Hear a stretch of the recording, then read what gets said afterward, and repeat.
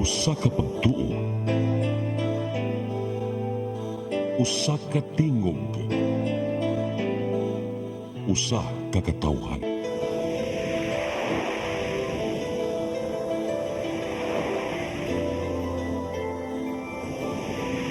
Cebu Catholic Television Network.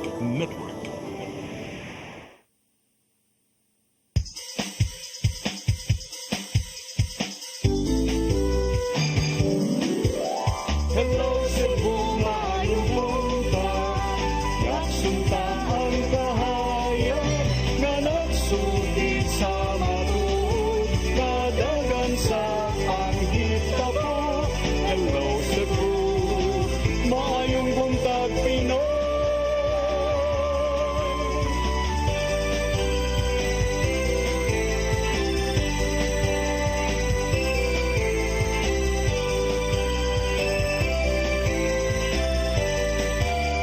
Ang katutulungan sa mga katawhan. Hello Cebu, hello Cebu, maayong buntag Pinoy. Maayong buntag Pinoy. Maayong buntag Pinoy. Hello Cebu, maayong buntag Pinoy. Adlaw karon nga Friday, Biyernes, pitsa 28 sa buwan sa Marso 2025. Karon pitsa ron sa ating bitay. Now, welcome sa atong programang Hello Cebu, maayong buntag Pinoy. Sangahan sa ako ang regular partner, Malu Inocando Tabar. Ako si Attorney John Destacamento, may makig-uban kaninyo sud sa usa ka oras karong adlaw dinhi sa atong programa. Nya dili ta maglangan ato dayong susihon ang latest weather update gikan sa Pag-asa Visayas ani si Ma'am Janina Marte. Good morning Ma'am Janina. Good morning, Attorney Jane. Og sa atong mga suking tigpaminaw, morning atong latest update bahin sa kahimtang sa panahon karong adlaw. As of 3 a.m. today, ang atong kinomonitor na LPA kay nasa kalayong 95 kilometers east of Hinatuan, Surigao del Sur. Nakita gihapon ni nato na mubo ang tsansa na mo-develop into usa ka bagyo sa mosunod na 24 na oras. Og para sa atong weather conditions sa Central Visayas, makasinati taog panagsang mapanganoron ngadto na sa madag-umon na kalangitan kinuyogan sa mga patak-patak nga pag-ulan, pagpanudog ug kilat tungod sa easterlies. Og karong adlaw wala gihapon kitay gipasaka na gale warning sa bisag asang bahin sa atong nasod. Mao mang padayon gihapon kita makasinati sa hinay ngadto na sa kasarangan na paghuro sa hangin na maggumikan sa silangan ngadto na sa amihan ng silangan diin ang atong kadagatan magbalinawon ngadto na sa kasarangan ng mga pagbalod. Dinhi sa Cebu atong kadagatan kay motaob unyang alas 11:09 sa buntag ug muhunas kini sa alas 4:29 sa hapon. Temperatura karong adlaw kana sa 26 ngadto na sa 31 degrees centigrado ug ang atong haring adlaw kay mosalop unyang alas 5:55 sa hapon. Philippine Standard Time kay alas 8:07 na og mo na atong latest weather update gikan diri sa buhatan sa DOST Pag-asa Mactan. Kini si Janina Marte, mayong buntag og daghang salamat. Daghang salamat Ma'am Janina Marte gikan sa Pag-asa Visayas ug happy Friday niyong tanan diha sa inyong buhatan mga ma'am ug sir. Now arita sa mga front pages sa mga local ug national nga mga pamantalaan dinhi sa atong sugdan sa Sunstar Daily. Sa Sunstar Daily, Gwen to DNR, nullify quarry contracts. Sa Super Balita, barbero misukol sa pulis, napatay. Sa The Freeman, campaign kicks off for local candidates. Sa Banat News, usa patay pulis angol sa pinusilay sa SWAT ug armadong tao. Sa Philippine Daily Inquirer, Palas Tumagalong, what election funds? Sa The Philippine Star, US will stand with allies to stop China aggression. Sa Manila Bulletin, campaigning for local bets begins. Ug sa Tempo, wild about Alex. Ayala adds world number 2 Iga Swiatek or Swiatek to growing list of elite victims. Mao kadto ang mga front pages sa atong mga lokal ug nasyonal nga mga pamantalaan sa atong pagbalik atong susihon ang mga balita nga nahipos sa atong CCTN News and Public Affairs team. Please stand by. Hello Cebu, hello Cebu, maayong buntag Pinoy, maayong buntag Pinoy, maayong buntag Pinoy. Discover the beauty of the Philippines.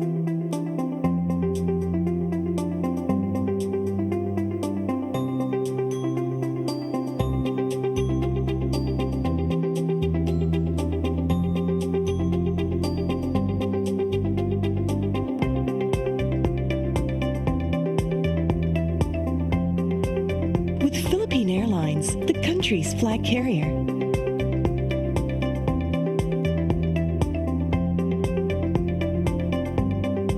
The airline that lets you feel the warmth of the nation.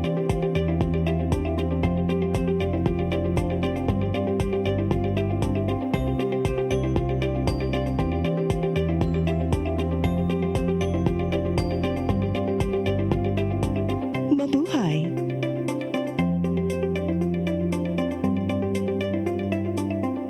Kaiba sa mga politiko, matagal nang ginagawa ni Ariel Quirubin ang ipaglaban tayo. Kahit sariling buhay inaalay. Ngayon, iba ang laban. Pero tuloy ang misyon ni Ariel Quirubin, ang ipaglaban tayo. Kung medalya ang sukatan at hindi pera, si Ariel Quirubin ang ating bayani na karapat dapat sa Senado. Pag may Ariel Quirubin sa Senado, may bayani tayo sigurado. Ito ang programa kung saan magko-collaborate ang ating mga ozone na doctors para ibahagi ang kanilang kaalamang medikal. I believe with all my heart that the Lord is allowing us to understand that He's the one who are extending this life, and we have to take care of our body. Matag episode among ipaambit ninyo ang mga healing testimonies. Everyday pagising mo, iisip ko kung ilang taon na lang yung itatagal ko, yung ganun. This is your path to a new start. OzoneMed Wellness Clinic New Start. Mapapanood every Saturday 8 to 9 a.m. Og ang replay airing matag Miyerkules 1:00 hangtod 2:00 sa hapon. Dinhilang sa CCTN Channel 47.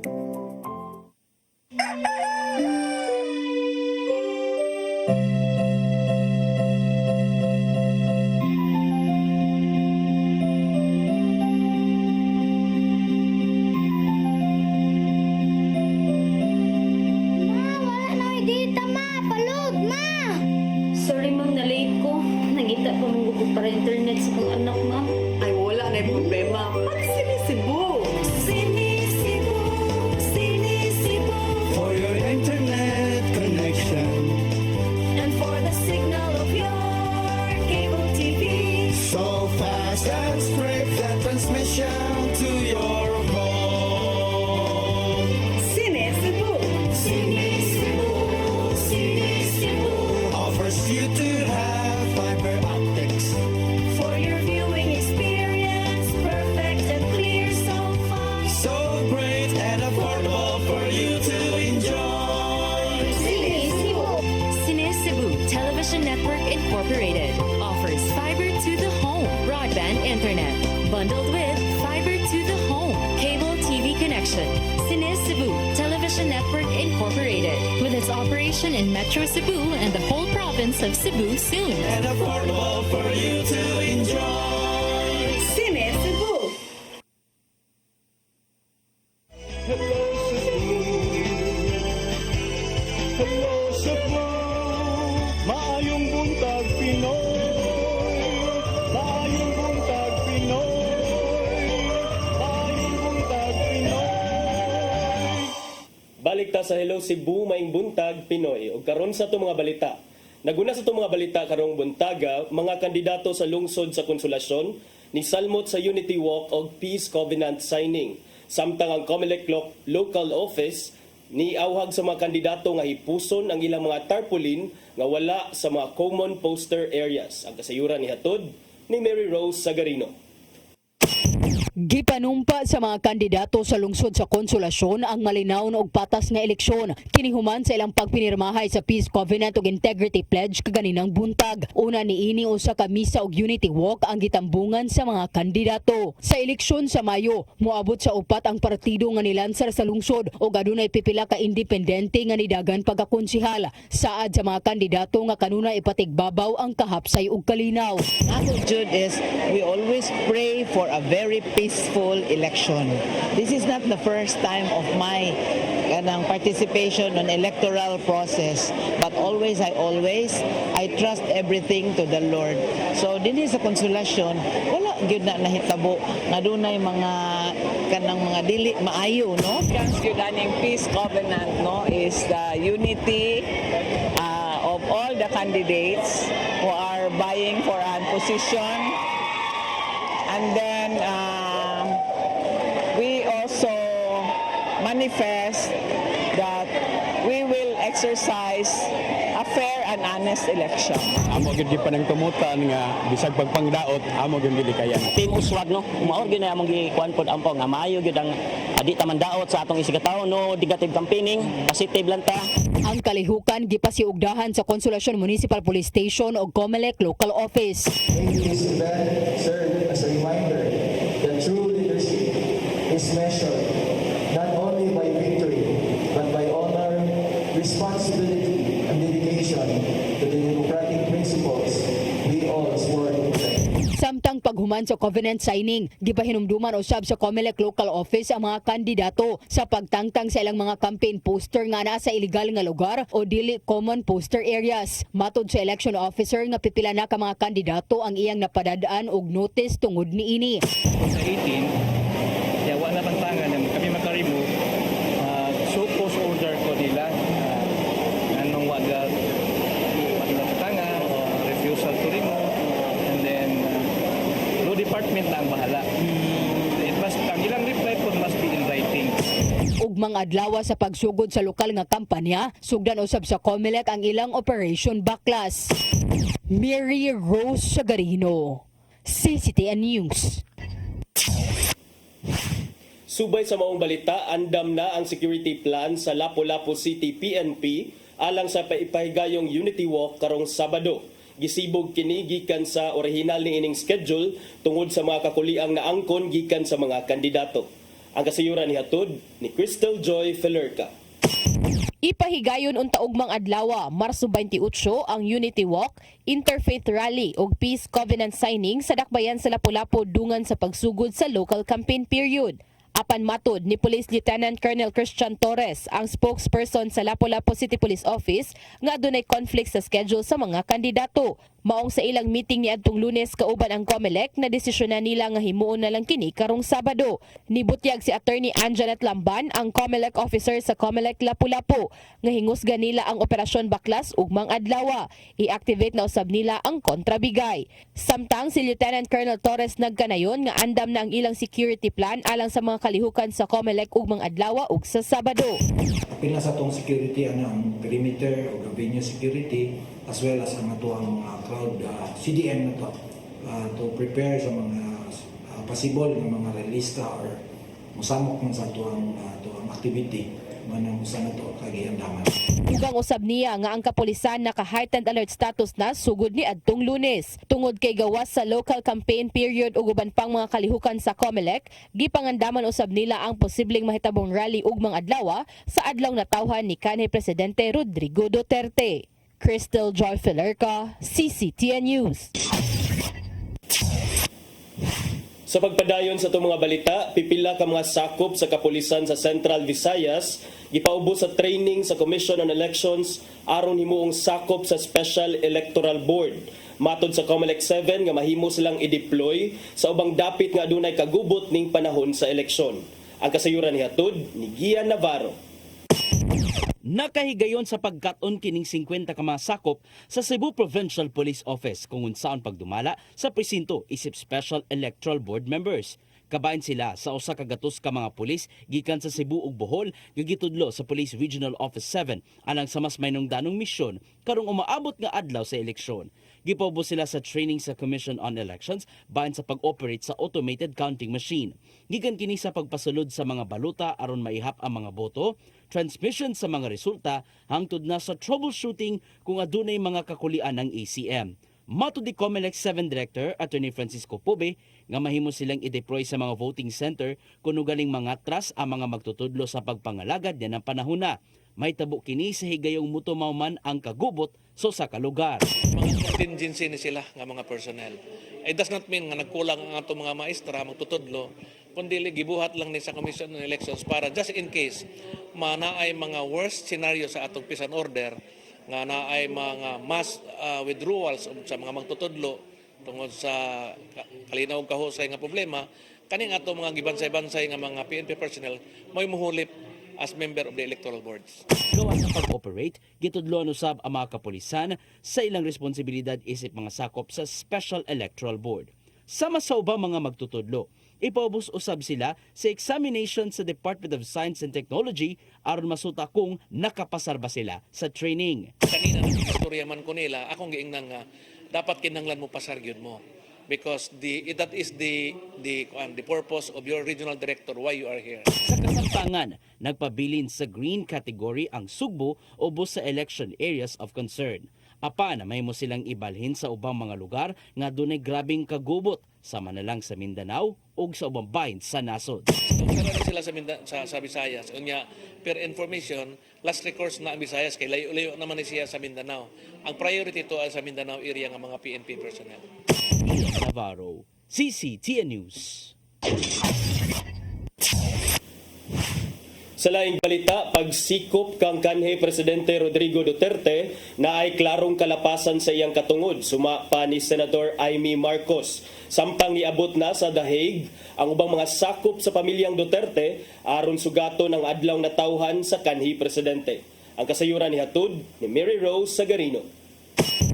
Adunay klarong kalapasan sa katungod ang nahimong pagsikop sa International Criminal Court kang kanhi Presidente Rodrigo Duterte dinhi sa nasod. Kini mao'y gipakita sa preliminary findings ni Senator Amy Marcos subay sa gilusad nilang investigasyon. Matod sa chairperson sa Senate Foreign Relations Committee nga si Marcos nga walay legal obligation ang Pilipinas sa pagdakop kang Duterte aron itunol sa ICC. Sa milabay nga semana tuyong gisusi sa maong komitiba ang legalidad sa pagdakop kang Duterte sa kasong crime against humanity. Resulta hinuon kini sa paghawa sa senadora sa senatorial lineup sa igsuon niyang si Presidente Bongbong Marcos Jr. Kaya lang, eto nga, hindi ko naman intensyon na anti-administration yung hearing. As a matter of fact, kung maaalala ninyo, halos lahat ng testigo galing gobyerno. Hindi ko naman alam yung mga sagot nila. Kaya nga ako nagtatanong kasi hindi ko alam yung sagot. Malay ko ba kung anong sasagutin nila? Gitataw ni Palace Press Officer Undersecretary Claire Castro nga walay nahimong panaglali sa managsuon taliwa sa managlahing baruganan. Sana po malaman din po ni Senator Amy Marcos kung ano po bang ibig sabihin ng executive privilege. Ito naman po, executive privilege po is a constitutional doctrine that allows the President and high-ranking officials, executive officials, to withhold some sensitive information. Especially kung ito po ay magkakaroon na po ng encroachment ng isang branch over to another branch. Kasi ito pong executive privilege is rooted from the separation of powers. Samtang ana-ana sa The Hague, Netherlands, ang mag-inahang Duterte aron duawon og sugaton ang 18th birthday ni kanhi Presidente Rodrigo Duterte. May diretso sa detention facility ang kinamanghurang si Veronica Kitty Duterte og common law partner nga si Hanilet Avancena. Moapas usab sa The Hague ang inahan ni Vice Presidente Sara Duterte nga si Elizabeth Zimmerman alang sa susamang katuyuan. Tungod kay gilauman ang wagtuong nga rally sa mga Duterte supporters aron sa ulugon ang birthday, andam ang kapulisan sa paghatag og igong seguridad. Suma pa ni National Security Council Assistant Director General Jonathan Malaya nga wala sila nadawat nga intelligence report bahin sa hulga sa seguridad atol sa maong kalihukan.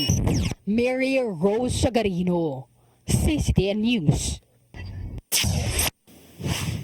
Sa atong katapusang balita, barbero nga gituuhang ni sukol sa kapulisan, patay sa pagpamusil sa barangay Pahina Central, Dakbayan sa Sugbo.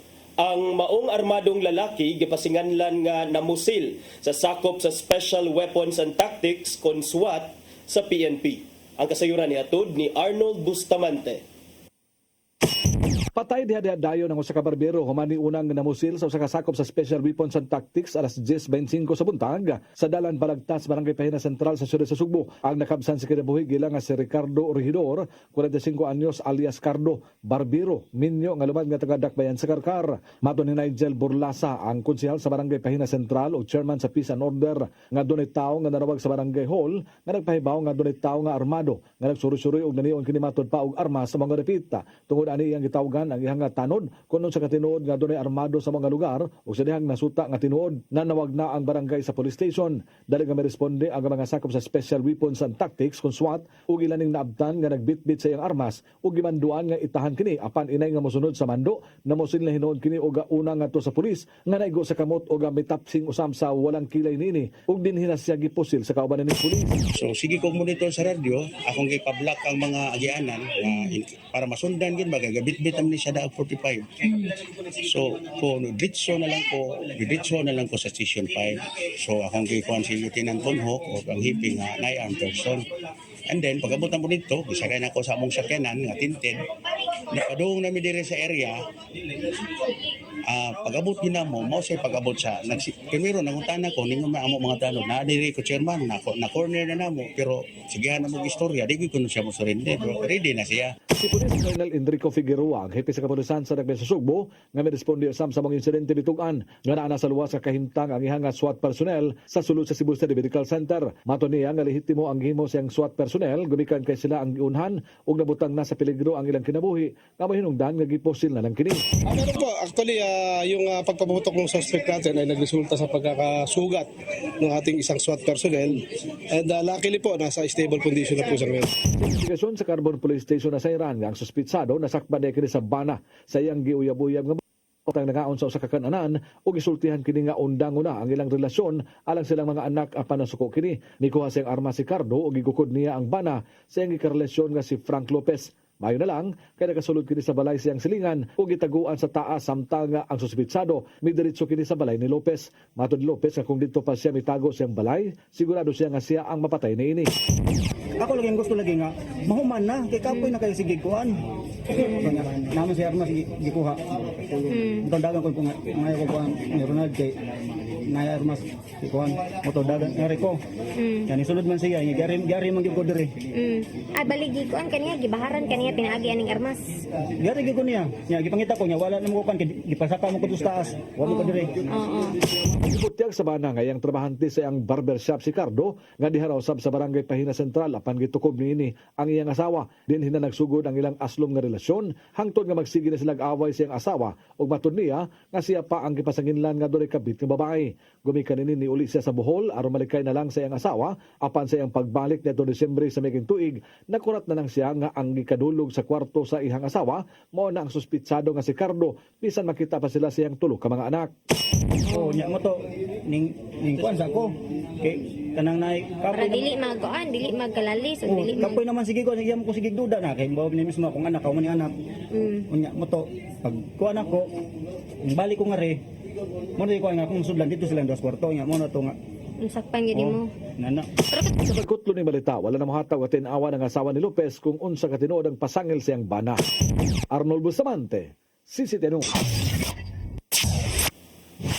Mao gadto ang mga balita nga nahipos sa atong CCTN News and Public Affairs Team. Mga balita nga inyong nakit-an kagahapon sa atong programang Sayri 47. Nya unsa kining mga giingon nga glaring violations sa pagkasikop sa ni kanhi Presidente Rodrigo Duterte kana atong susihon atong hisgutan sa among pagbalik dinhi sa atong programa. Please stand by. Hello Cebu, maayong buntag Pinoy, maayong buntag Pinoy, maayong buntag Pinoy.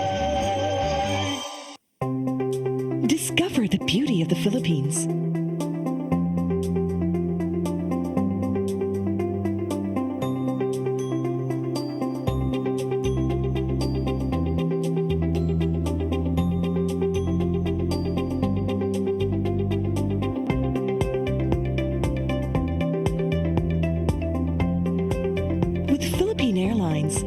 country's flag carrier.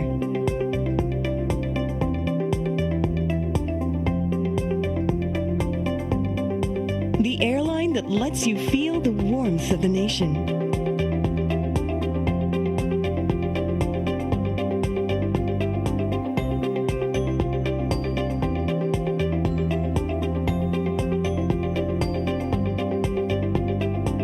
Mabuhay!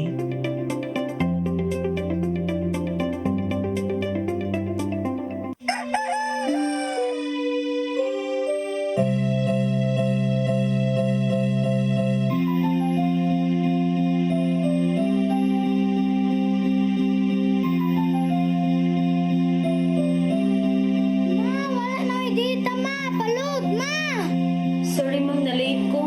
Nagita pa mong gupog para internet sa kong anak ma'am. Ay, wala na yung problema. Magsisibo! Sinisibo, sinisibo, For your internet connection. and for the signal of your cable TV. So fast and straight the transmission to your home. Sinisibo! Sinisibo, sinisibo, Offers you to have fiber optics. for your viewing experience, perfect and clear so fast. So great and affordable for you to enjoy. Sinisibo. Cine Cebu Television Network Incorporated offers fiber to the home broadband internet bundled with fiber to the home cable TV connection. Cine Cebu Television Network Incorporated with its operation in Metro Cebu and the whole province of Cebu soon. And affordable for you to enjoy. Sinisibo! Ito ang programa kung saan magko-collaborate ang ating mga ozone doctors para ibahagi ang kanilang kaalamang medikal. I believe with all my heart that the Lord is allowing us to understand that He's the one who are extending this life and we have to take care of our body. Matag episode among ipaambit ninyo ang mga healing testimonies. Everyday pagising mo, iisip ko kung ilang taon na lang yung itatagal ko, yung ganun. This is your path to a new start. Ozomed Wellness Clinic New Start. Mapapanood every Saturday 8 to 9 a.m. Og ang replay airing matag Miyerkules 1:00 hangtod 2:00 sa hapon dinhi lang sa CCTN Channel 47. Ang kinabuhi puno sa hagit. Sugpil na ka, Dri, ha? Ay, pag-inarte! Pagdita ka! Puno sa pangutana. Bata pa gani ka kayo? Nagpuyab-puyab na ka? Kinsa man ang mga masakitin ako din ay karoon na kinsa! Kung si buti mo'y pasabot na di. Puno sa luha. Pagpili pa, ako nga imong anak o kanay imong mga babae. Kasuko. Yung ano pa? Ano itong kani Papa? Apan bisan mangit-ngit pa ang imong kalibutan, aduna pa'y nagpahiping kahayag. Aduna ka pa'y kasumbungan. Hanap na Dear Tatay, tunog na unlot na nganong handuman.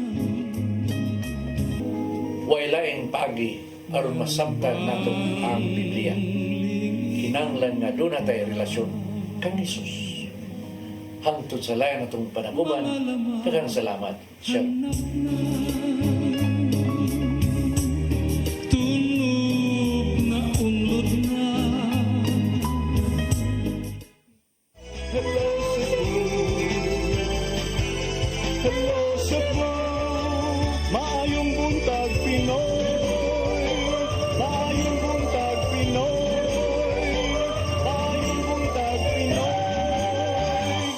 Balik ta sa Hello Cebu, maing buntag Pinoy. Og karon sa ato mga pagisgot-hisgot, ato gunahong pagisgot mga higala kining giingon nga mga glaring violations sa pagsikop ni kanhi Presidente Rodrigo Duterte matod sa preliminary report nga giluwatan sa opisina ni Senator Amy Marcos nga maoy nangulo sa pag-imbestigar sa mga kakulian o sa mga irregularities nga during the arrest of former President Rodrigo Duterte. Matud pa sa report nga ang gobyerno sa Pilipinas dunay comprehensive plan nga sikupon gyud si kanhi Presidente Rodrigo Duterte og mo kooperar with the International Criminal Court despite pa sa mga questions about sa atong soberanya, despite sa mga gitawag nga quote-unquote glaring violations of Duterte's rights. Mao kana ang usa sa mga findings nga nahilatid sa preliminary report ni Senator Amy Marcos human ang iyang Senate Foreign Relations Committee investigation kabahin sa pagkasikop ni sa kanhi presidente kay matud pa dunay lack of due process in the conduct or in the turnover by the Philippine government of Duterte ngadto na sa The Hague alang sa iyang mga drug war related crimes. Ang senadora mibasa sa iyang initial report during a press briefing adto sa Senado. Even though it showed the flip-flopping positions of her brother, President Marcos, about the ICC jurisdiction since the country's withdrawal from the Rome Statute, which is the founding treaty nga mao'y nag-establisar ni ining ICC. Matod ni Senadora Amy Marcos nga tulo ka findings sa iyang hearing maoning mosunod. Number 1, ang Pilipinas kuno walay legal obligation nga mosikop or mo aresto kang kanhi Presidente Duterte ug mo turn over niya ngadto sa The Hague. Nya ikaduha, ang Philippine government kuno decided to assist the ICC to arrest the former president ug ikatulo, duna kunoy mga glaring violations sa mga katungod ni former President Rodrigo Duterte. Matud pa ni Senadora Amy Marcos nga wala may red notice nga giisa because the Philippine government only enforced the ICC's warrant of arrest based on an matud pa niya unverified diffusion notice sent by the ICC to the International Criminal Police Organization. Nya miingon sad si Senadora Amy Marcos nga wala kunoy obligasyon ng Pilipinas nga itugyan si kanhi Presidente Rodrigo Duterte ngadto sa The Hague because ang diffusion notice o dili warrant of arrest nag-ingon raman nga it was only for provisional arrest instead of arrest and surrender. So mao ni mga higala karon ang produkto sa investigasyon nga gipahigayon ni Senadora Amy Marcos kabahin sa pagkaaresto ni Presidente Rodrigo Duterte. Pero una nang miingon ang mga experts in international law nga kung unsa man gani ang mga irregularities or mga violations attending the arrest of the former president, kana sila that will not strip the ICC of its jurisdiction. Dili na enough reason kuno nga tangtangan nato og jurisdiction ang ICC in such a way nga dapat ipabalik si kanhi Presidente Rodrigo Duterte kay matud pa sa mga experts in international law kini dili man maka-impose ang atong korte, ang atong Supreme Court sa iyahang power over the ICC kay lain-lain man ni silang jurisdiction. Ang Supreme Court can only exercise its power dinhi sa atong territory, dinhi sa Pilipinas. Because ang source sa iyang power, ang atong batakang balaod, ang ato ang konstitusyon. Samtang ang source of power sa ICC lahi kining treaty nga gitawag og Rome Statute nga maoy nag-create, maoy nag-establisar sa International Criminal Court.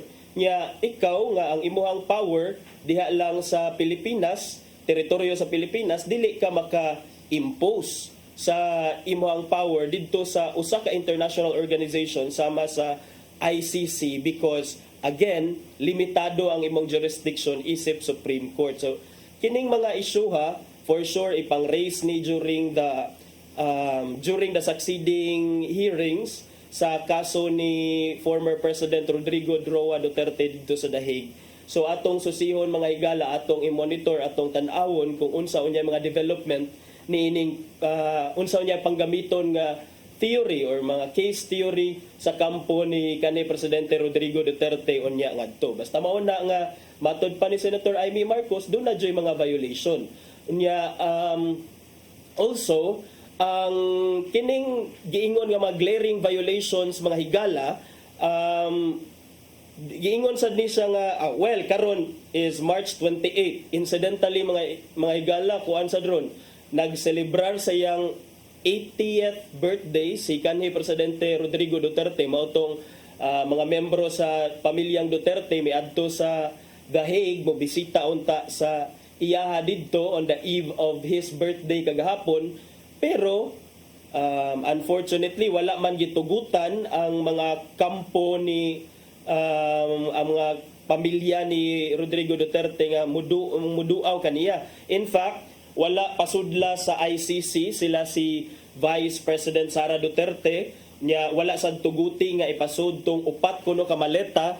Ambot unsay sud anang wa man gibutang sa balita kung unsay sud anang mga maleta, but maybe mga gamit ni unta nga para sa kanhi presidente ug usa ka balikbayan box para unta kang former President Rodrigo Duterte. Nya mo na nga wala na lang hinuon nga naka-share og moment ang pamilya ni Duterte represented by iyahang common law wife or common law partner nga si Hanelet Avancenia. Nya ang iyasang anak nga si Kitty Duterte wala sabni siya tuguti nga makasud dito sa ICC facility. So mao na ato ang nakutlo dito sa development dito sa The Hague. Nya wala ni mihatag sab kuno og mga wala ni mihatag og kining wala mi grant og interview with the members of the media kining sila si Hanelet og si Kitty, pero gipili ra nila mga higala ang ilahang gitubag nga kuan gitubag nga gipili ra nila ang ilang gitubag nga in media interview katurang gikan kuno sa SMNI News. Nya maka hinumdum ta mga higala kining SMNI News owned ni siya by the detained suspected child abuser and human trafficker Apollo Kibuloy. Karong taod-taod mga higala atong ipadayon kining pagisgot-hisgot kabahin sa kaso ni kanhi Presidente Rodrigo Duterte, pero kita karon March 28 sayod ta nga karon ang official kick-off sa sa pagpangampanya para sa local position. So aron atong mahibaw-an kung unsay mga latest updates dinhi sa atoang dinhi sa Sugbo, atong susihon kung unsay niya ang live report gikan sa atong reporter Gian Navarro. Sir Gian, kumusta unsay latest karong adlaw dinhi sa atoa? Ning unang adlaw sa Attorney John, ning unang adlaw sa pagpangampanya sa lokalidad atong gisubay ang Oplan Baklas sa Commission on Elections. Tuyotang nangyari sa barangay San Nicolas proper syudad sa Sugbo diin ang COMELEC Region 7 sila mismo ang nangunay sa pagpahigayon sa Oplan Baklas nga karon intensified na. Gipangtangtang nila ang pipila ka mga campaign materials nga gipamutang ilabi na dool sa labi na mismo sa may tabuan na public market. Diin nagtinabangay ang mga sakop sa Commission on Elections, mga barangay officials, ingon man ang DPWH ang pagtangtang na sa mga campaign materials nga nagmalapason ilabi na nga kato mga premature pa nga mga campaigning ana nga panahon na. So kad pa sa duha ka oras nga pagpanangtang sa mga campaign materials, niabot na og dun-an na 500 ka mga posters og tarpaulin ang mga gipangtangtang sa mismo nga mga sakop sa COMELEC. Sumapa ni Attorney Ferdinand Guilde, ang regional election lawyer nga kasagaran sa mga gipangtangtang anagid mismo sa mga government-owned properties at ini ang merkado o ang barangay hall kung diin ginadili gyud na. Kung isgutan ang pagtangtang ilabi na sa mga apilo sa mga gipangtangtang ato ni Jano kato mga layo gyud mismo sa common poster areas. Gani wala nila giapil no ang mga uban pa mga campaign materials gipamutang sa mga private properties so kay ang private tagiya mismo sa mga na may mag-igo kung ilan na bang tangtangon ang mao nga maong matanga. So tuod kay unang adlaw manggod, tuod kay ilang gisubay ron ang tuod kay ilang gipakusgan ron ang Oplan Baklas, tuod ni lauman usab ang pagpadala og mga notices ngadto sa mga kandidato nga nagmalapason. Gani mi paymangno si Attorney Ferdinand Gohilde nga sa mga kandidato nga kung magmagahi man sila sa gayong isyuhan nila og notice within 72 hours, posible usab sila nga magatubang og disqualification case. Padayonon hinuon nila ang ilahang Oplan Baklas matag semana uban ang ubang mga naisgutan nga mga ahensya sa gobyerno gani kuy usab sa mosunod pa mga Oplan Baklas ang mga sakop sa DENR o Department of Environment and Natural Resources aron usab nga manangtang ilabi na kadtong mga campaign posters nga nakabutang mismo sa punuan sa kahoy. Attorney John. Sir Gian, unsay pong ni Attorney Gohilde, unsaon ni pag-dispose ang mga nangatangtang or gipanglangkat nila, gipangbaklas nila nga mga illegal nga campaign posters? Doon ay pipila kanila, Attorney John, no, ang mga campaign na posters. Pipila nila, i-safekeeping na nila para magamit isip pa ebidensya kung ugaling musangput man sa disqualification case ang usa ka kandidato tungod lang sa matud pa nagmalapason sa lagda sa pagpangampanya. Okay. Nya doon na ba tayo mga updates po, Sir Gian, kung asa na to makitaan, asa ang mga kalihukan sa to ang tagsa-tagsa ka mga kandidato karon dinhi sa syudad sa Sugbo? Okay, kaltataw da Attorney John proceeding ta sa mga kalihukan sa mga kandidato sa ato ang pag-monitor. Si kanhi Mayor Michael Rama musubay siya sa iyahang makaygay no sa pagpangampanya ilabi na sa Cebu City Hall o sa Cebu City Medical Center samtang tunay press con o niyang taod ang laing kandidato sa pagkamayor nga si Yogi Ruiz o niya sa Nay Santos na misa ang BOPK pinanguluhan sa ilang pambato sa kandidato sa pagkamayor nga si Nestor Archibald dito mismo sa Guadalupe Church samtang nini nga mga orasa Nay Santos Camisa ang gisalmutan sa coalition nilang Mayor Raymond Alvin Garcia sa Cebu Metropolitan Cathedral. Okay, nya niining formal nga pagsugod sa pagpangampanya sa mga local positions Gian, doon na ba'y reminder si Attorney Gohilde alang sa mga kandidato? Mipainom duminuon si Attorney Gohilde nga to sa mga kandidato nga kinahanglan mutuman gyud sa tanan gyud nga mga lagda not only no sa pagbutang sa mga campaign materials ilabi na sa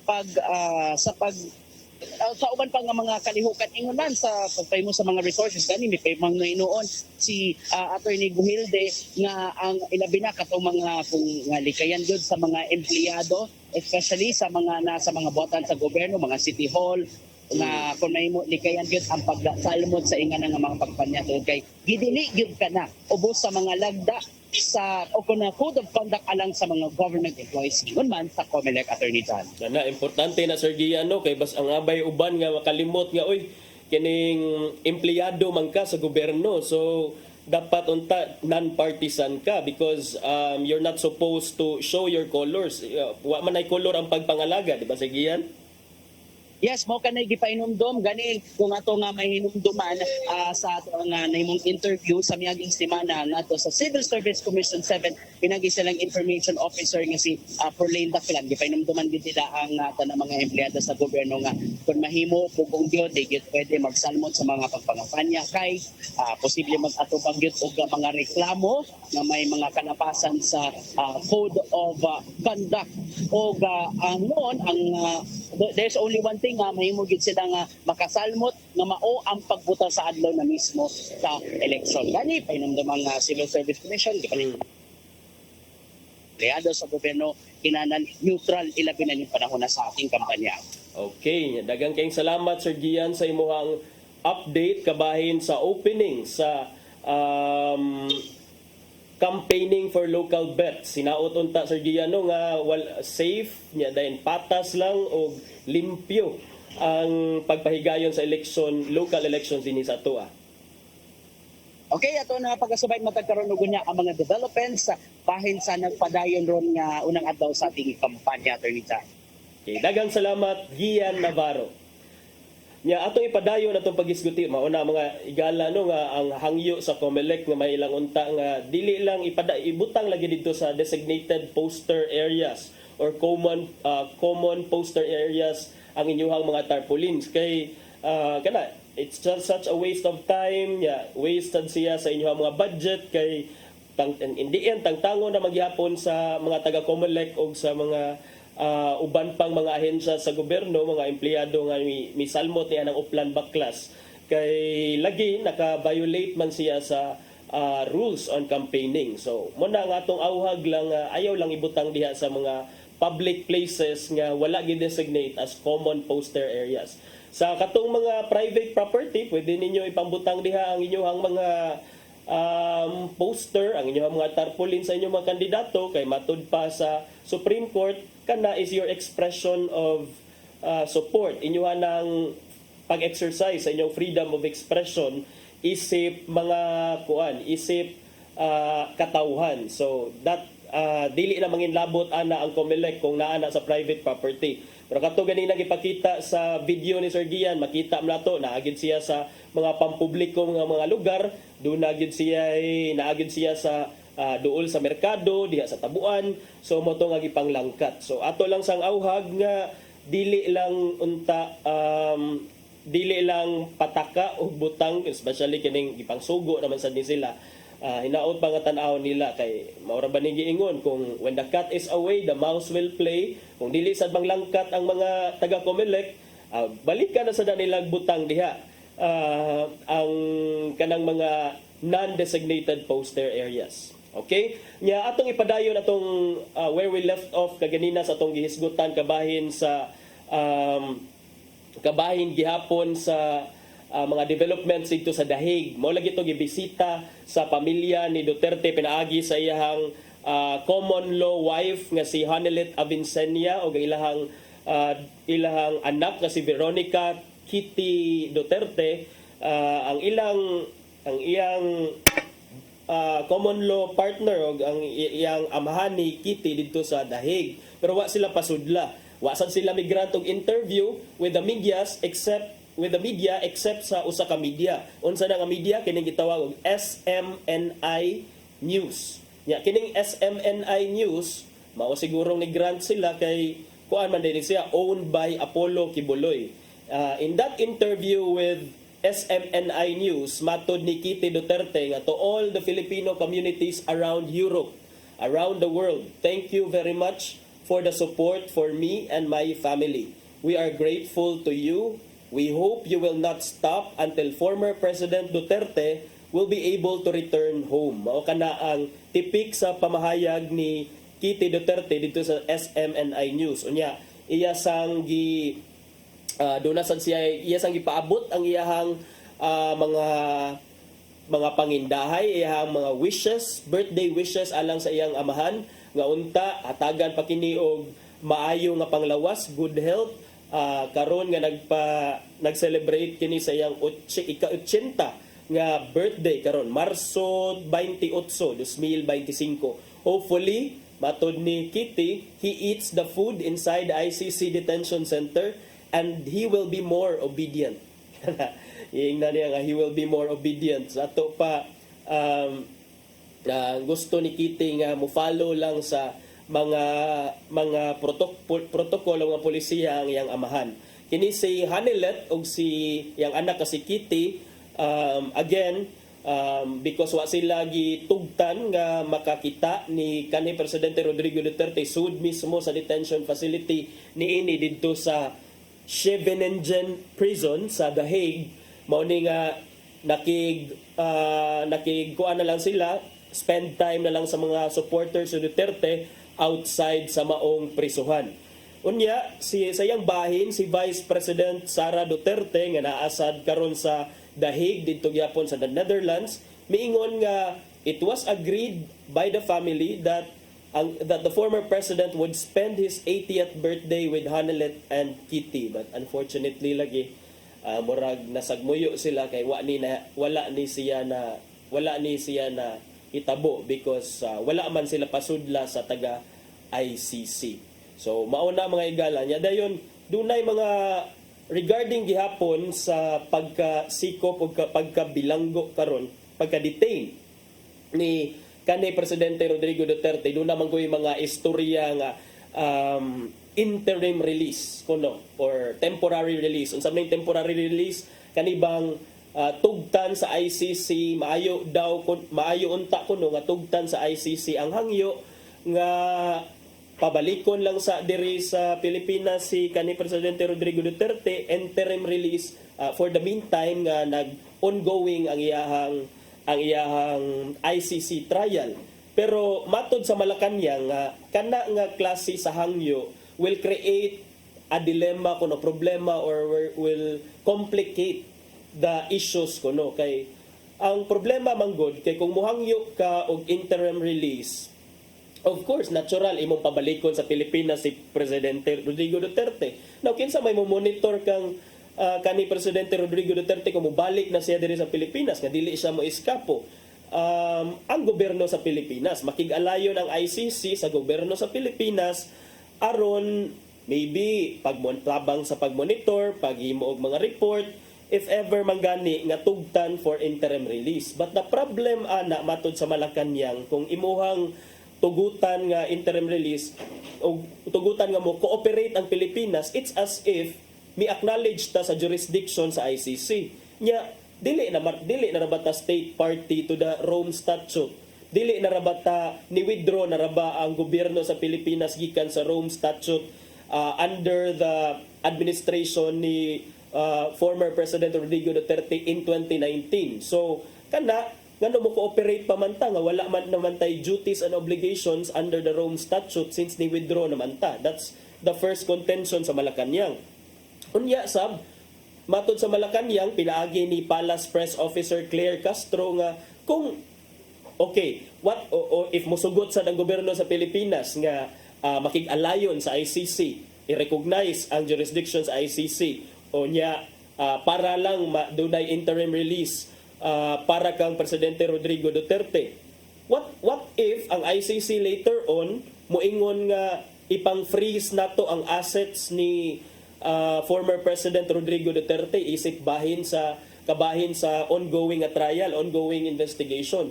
Does it mean nga ang gobyerno sa Pilipinas mo kooperar sad sa ICC o musugot sab nga ipang-freeze ang assets ni kanhi Presidente Rodrigo Duterte? So mo nay gipasabot ni Palace Press Officer Claire Castro nga it will be a double-edged sword. Kung musugot ta nga mo cooperate, dunay question about the cooperation because number one, dili naman ta party to the Rome Statute. Kung dili sad ta kung musugot sad ta, what if dunay mga laing request ang ICC sama sa pag-freeze sa assets or bank accounts ni kanhi Presidente Rodrigo Duterte? So mo nagiingon sa Malacañang nga it might complicate things if ever mo cooperate ang gobyerno sa Pilipinas for the interim release ni kanhi Presidente Rodrigo Duterte. Unya, ngano ni cooperate man siya in the first place sa pag-aresto niya, pagsikop niya ni adtong Marso 11. Kay matod para ba ni Senador Amy Marcos, dunay glaring violations, dunay quote-unquote comprehensive plan ang gobyerno gyud nato. Kay tiaw mo na nanay nagpaabot nga Learjet ang muhatod kang kanhi Presidente Rodrigo Duterte didto sa Netherlands on the same day nga giaresto gisikop siya dire. So mao lagi na ang pong sa Malacañang nga it was part of our commitment to the International Police Organization, sa Interpol, dili sa ICC. Kung unsa man gani mga irregularities or violations, kana ipabuhagay na lang sad siguro sa kampo for sure. Gamito na nga mga one of the arguments sa kampo ni kanhi Presidente Rodrigo Duterte didto unya sa The Hague sa mga mosunod nga buwan sa pagpadayon sa maong trial. Nya wala naman tay igong oras mga higala ato usang susihon kung unsay giandam ni Tatay Dodong nga pulong og kinabuhi.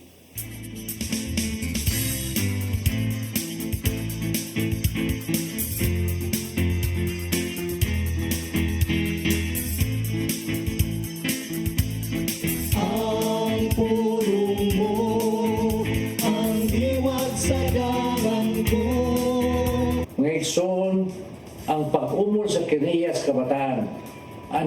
aron magsugod sa iyang panimay.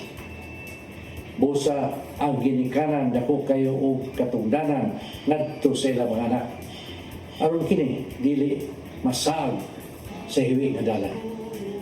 Sa Mateo 10:34 nagingon, ayaw kamo paguna-una nga miyani ako aron pagdalag kalinaw sa kalibutan. Dili kalinaw ang gidala ko o dili espada. Buos sa kinanglan nga ampihan nato ang atong matag pamilya.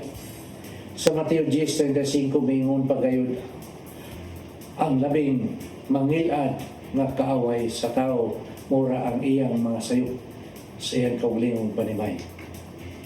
Busa mga igsoon, ayaw hatagi o kahigayunan ang kaaway aron makalihok diha sa atong pamilya. Kay sa ato unyang intensyon nga mualagad sa Ginoo, mahimpuak ang atong pamilya sa kadautan. Kinanglan nga kamao kitang pahig sa atong oras. Doon na kita oras sa atong pamilya, oras sa pagnginabuhi, o oras pag-alagad sa Ginoo. Kay ug dili mayong pagkabalanse kining butanga, natural nga kasamo kayo ang may tabo. Ug delikado nga mao kini ang gamiton sa kaaway aron mabungkag ang atong pamilya.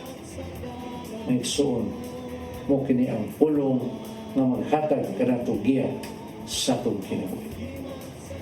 Mag-ambot kita. Langitong Amahan, salamat sa imong pagpahinumdum kanamo. Dili mo sa kaminungdanon nga butang. Itahan namo kanimo ang among pamilya, ang among oras ug ang tanan namong gibuhaton.